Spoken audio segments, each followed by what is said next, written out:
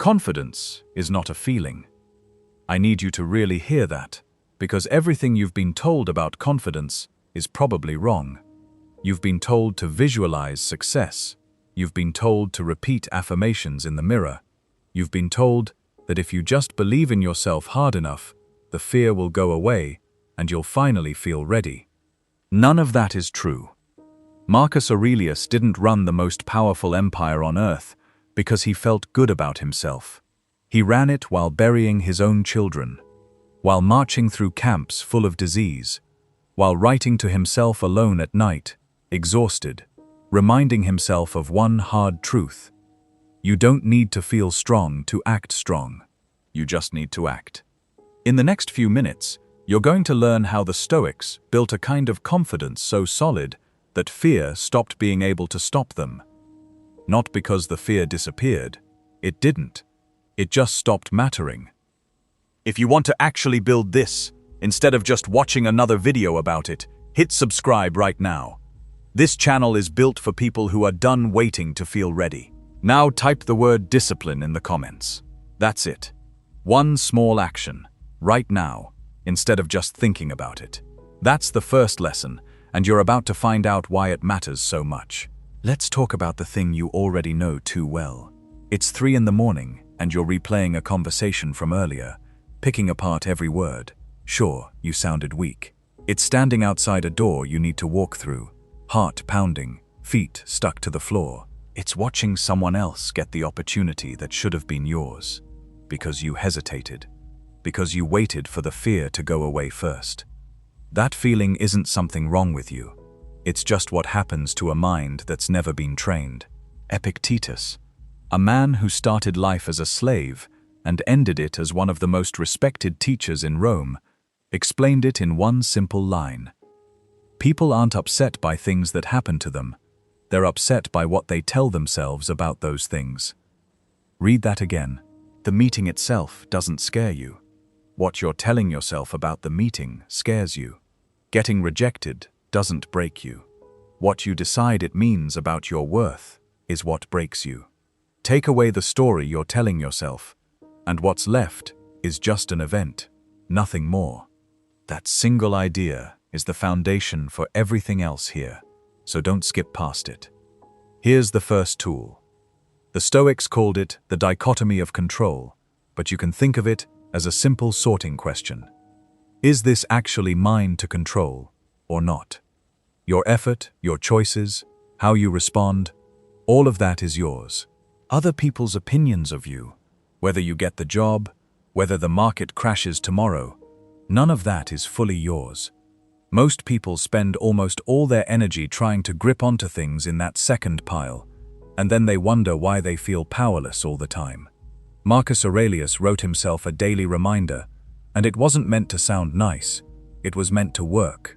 You have power over your mind, not outside events.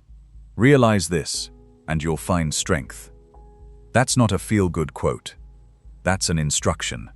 The second you stop demanding control over outcomes that were never yours to begin with, and you put all that energy into the one thing you've always actually owned, your own action, something shifts. The pressure doesn't vanish. It just stops crushing you and starts being something you can actually use. Now you need to understand who's actually in charge of all this, because the old Stoics had a word for it that's almost disappeared today. They called it the hegemonikon. Think of it as your inner commander, the part of you that sits above your fear and your impulses and gets the final say on what you actually do. Most people never even realize this part of them exists. They think they are their fear, their racing heart, their shaky hands, because nobody ever told them there's a quieter part of them sitting just behind all that noise, watching, able to override it. You are not your fear. You're the one who notices the fear and still chooses what happens next. That tiny gap, the half second between feeling scared and actually moving, is where your whole life gets decided. Every time you act despite the fear instead of obeying it, that inner commander gets stronger. Every time you let fear drive instead, you hand the wheel back over. That's why this gets easier with practice. You're not trying to become a different person. You're just waking up a part of yourself that was always there. Here's where most people get stuck before they even start, so pay attention. Left untrained, your mind will run worst-case scenarios on a loop and hand them to you as if they're already true. You picture the embarrassment before you've even said a word. You picture the rejection before you've even asked the question. You imagine the failure so clearly that your body reacts like it's already happened, even though nothing real has occurred yet. Seneca said it best: "We suffer more in our imagination than we ever do in reality." Most of what scares you has never actually happened, and probably never will, yet you let something that only exists in your head control what you do in real life. The Stoics didn't try to shut this imagination off. They used it on purpose. It's called premeditatio malorum, which just means thinking through the worst case ahead of time, on purpose, instead of avoiding it. Before you walk into something that scares you, sit down and actually picture the worst realistic outcome. Not the wildest version, the realistic one. You don't get the deal. They say no. Picture it fully. Let yourself feel it for a second, and then ask one question: would I survive that? Every single time, if you're honest, the answer is yes. You'd be embarrassed for a day and fine for the rest of your life. Once you've already faced the worst case in your head and confirmed you'd be okay, fear loses its grip. Because fear's biggest weapon was always the unknown, and you just took that away from it. This kind of confidence doesn't feel exciting. It feels calm and a little grim, the same way a soldier feels checking his gear before heading out. Not pumped up, just ready. That's what real confidence actually feels like, and it lasts a lot longer than the hyped up kind, because hype wears off in an hour, and quiet readiness doesn't need to feel good to keep working. Here's something nobody tells you. There's borrowed confidence, the kind you get from a song or a speech or a quick adrenaline rush. And there's earned confidence, the kind you build one uncomfortable action at a time until your own track record proves something to you that words never could. Borrowed confidence falls apart the second the music stops. Earned confidence doesn't need music. It's already got proof behind it. Let me make this real instead of abstract. Picture someone who has to send a hard email, maybe asking for a raise, maybe telling a client a deadline has to move. They've been drafting it for 3 days. They keep opening it, reading it again, deleting a sentence, closing the laptop. That's not laziness. That's a mind waiting to feel ready before it acts. And it will wait forever, because the feeling of readiness was never coming on its own. Now picture that same person doing the exercise we just covered. They sit down for 2 minutes and actually picture the worst version of what happens if they send it. The client says no. The boss says, "Not right now." They read that outcome, sit with it for a second, and ask, "Would I survive that?" Yes, completely fine. A little disappointed maybe, but fine. So they hit send. Not because the fear disappeared. It didn't. They could still feel their stomach tighten right as they clicked the button. But the email went out anyway, and that's the entire difference between someone who stays stuck and someone who moves. Nobody felt brave in that moment. They just acted like someone who would send the email, and the email got sent. That's it. That's the whole mechanism, repeated for the rest of your life, on bigger and smaller things, forever. And that proof gets built through something the Stoics understood long before anyone wrote self-help books about it. Your feelings follow your actions, not the other way around. You've probably been waiting to feel confident before you act, and that order is backwards, and it's the reason you've stayed stuck this long. Epictetus put it simply: first decide who you want to be, then go do what that person would do. Not feel it first, do it first. Decide who you're becoming, and then act like that person before your body and your emotions have caught up and agreed to it. The feeling of confidence isn't what causes confident action. It shows up after. sometimes hours later, sometimes only after you've already done the hard thing, and you're sitting there afterward realizing your hands have finally stopped shaking. You don't get to feel your way into becoming someone new. You act your way into it, and the feeling eventually catches up. So here's the actual daily practice, because without one, this is just another video you watch and forget by tomorrow. Every day, find one thing your fear is voting against, and do it anyway, no matter how small. It doesn't need to be huge, it needs to be real. The conversation you keep avoiding, the message you keep writing and deleting, the decision you keep putting off because making it scares you. You're not waiting for one big dramatic moment to change your life, because that moment doesn't exist, and waiting for it is how people lose years. You're making small deposits, the same way a soldier drills the same move over and over until his body just does it without asking permission first.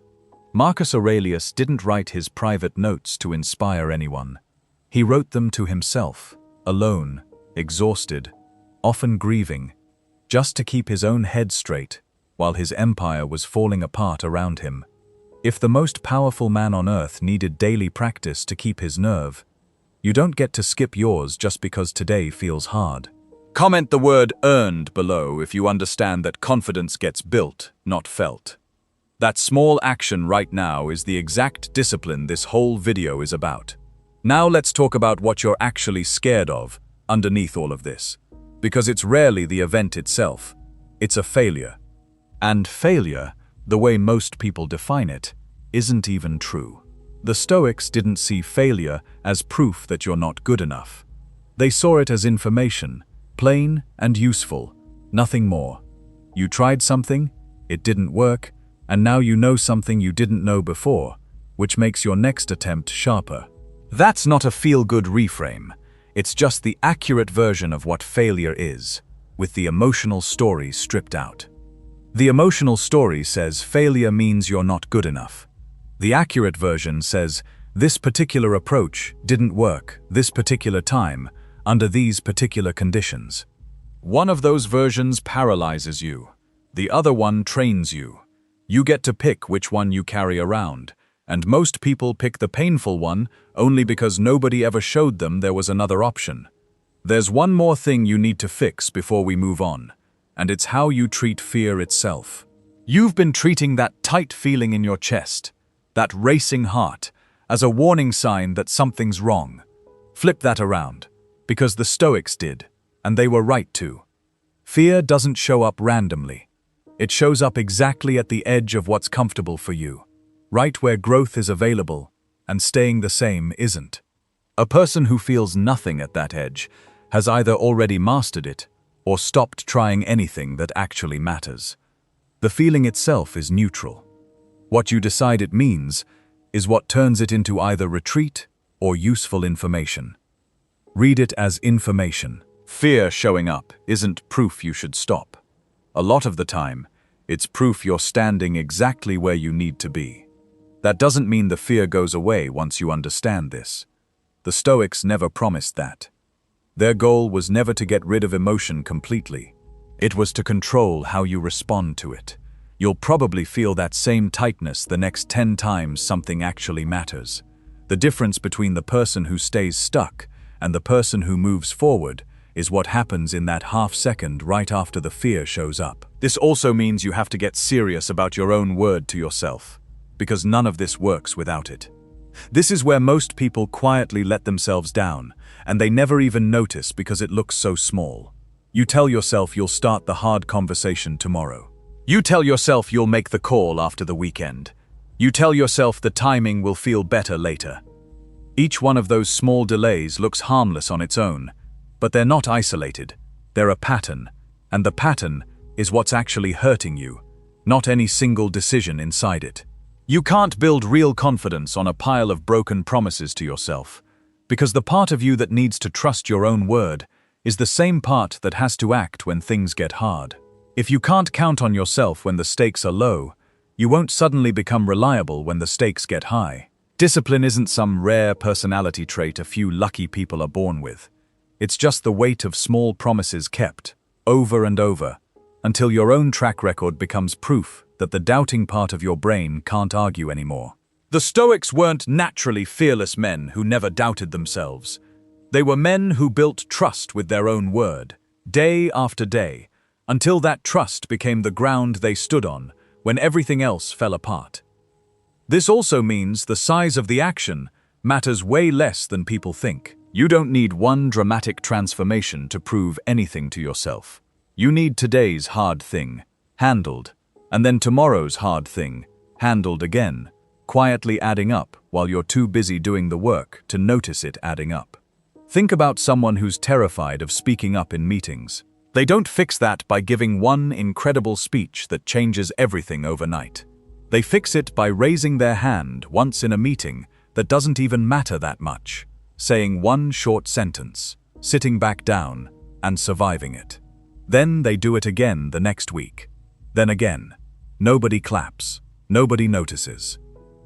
But 3 months later, that same person is the one calmly pushing back on a bad decision in front of the whole team, and it doesn't feel like a big deal to them anymore. Because it isn't anymore. That's not talent. That's just repetition, the boring kind, done enough times that it quietly turned into a different person. Seneca said no one ever became wise by accident. Skill and confidence get built through practice. The same way a knife doesn't get sharp in one pass. It gets sharp from going back to the stone again and again. Every time you act, despite the discomfort, you're not just solving today's problem.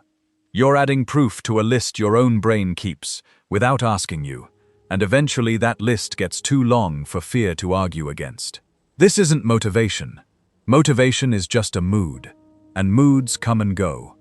This is identity, built on purpose, one uncomfortable action at a time, until the version of you that hesitates simply doesn't match the evidence anymore. And here's the part most people avoid thinking about, because it means being honest about something uncomfortable. You're going to die one day, not as a scary thought to dwell on, but as the sharpest tool the Stoics had for cutting through hesitation. You have a limited number of days left. You don't know the number, and it's probably smaller than you assume. Every day you spend waiting to feel ready before you act is a day gone for good, and it doesn't come back. Marcus Aurelius kept this truth close, not to feel sad about it, but to use it against his own procrastination. He understood that the fear of looking foolish, the fear of rejection, the fear of an awkward conversation, all of it gets a lot smaller once you measure it against how short your actual time really is. You're probably not avoiding that conversation because the stakes are genuinely that high. You're avoiding it because part of you has quietly assumed you'll have endless time to feel comfortable first. You won't. Nobody does. The Stoics weren't afraid of death because they'd already accepted it as certain, and that acceptance is exactly what let them act without flinching, while everyone around them was still pretending they had unlimited tomorrows. Put all of this together, and you can see why hype and motivation never built anything that actually lasted. Knowing what's yours to control tells you exactly where to put your energy. Your inner commander reminds you that you're in charge of the response, not the impulse. Picturing the worst case ahead of time takes away fear's biggest weapon. Knowing that feelings follow action, not the other way around, tells you to move first and let the feeling catch up.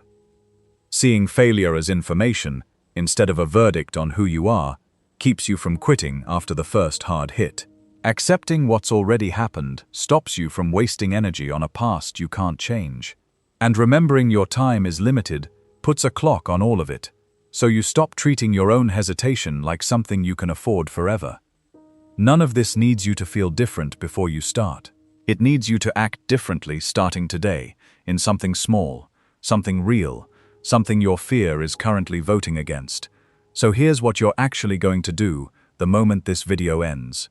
You're not going to close this and scroll to the next thing, telling yourself you'll start tomorrow, because tomorrow is exactly the trap that's kept you stuck this whole time. Pick the one thing you've been avoiding, the conversation, the decision, the attempt, and do it today, while this is still fresh, instead of letting it fade like every other video you've watched and forgotten. Confidence was never going to show up first and ask permission before you acted. It shows up after, quiet, sitting in the room once you've already done the thing that used to scare you. The Stoics didn't wait to feel like emperors or philosophers before they acted like one. They acted first, and the feeling caught up later. That's the only order that's ever actually worked, for them, and now, for you. Before you go, do 3 things. Hit subscribe so you don't lose this channel, because building real confidence isn't a one-video thing. It's a daily practice, and that's exactly what we cover here. Drop the word ACT in the comments right now, before you move to anything else, because that small action is the exact discipline this whole video just walked you through. And then go watch the next video, where I break down the exact morning routine Marcus Aurelius used to get his own head straight before the world had a chance to do it for him.